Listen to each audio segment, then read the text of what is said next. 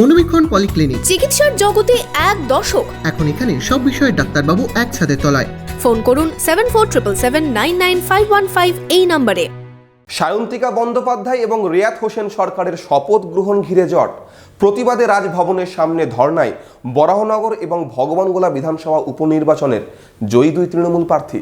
Laptop, desktop, CCTV, printer, AC, HP, Dell, Canon, CP Plus, Hikvision ইত্যাদির authorised dealer টেলটা computer, Khagra, Baharampur. আমাদের HP showroom এখন রানীবাগানে। ফল প্রকাশ হয়েছে 4 June. এখনো শপথ নেওয়া হয়নি বরাহনগর এবং ভগবানগোলা বিধানসভা উপনির্বাচনে জয়ী দুই তৃণমূল প্রার্থীর।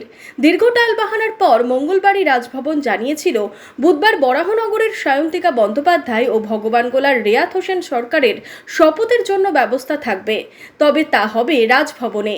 কিন্তু তৃণমূলের দুই জয়ী প্রার্থী জানিয়ে দেন তারা বিধানসভাতেই শপথ নেবেন, কোনোভাবেই রাজভবনে যাবেন না। এদিন দুপুরের শপথ না হওয়ায় হাতে প্ল্যাকার্ড নিয়ে বিধানসভার বাইরে ধর্নায় বসেন সায়ন্তিকা বন্দ্যোপাধ্যায় ও রিয়াত হোসেন সরকার। তাদের সাথে ধর্নায় দেখা যায় মুর্শিদাবাদের অন্যান্য বিধায়কদেরও।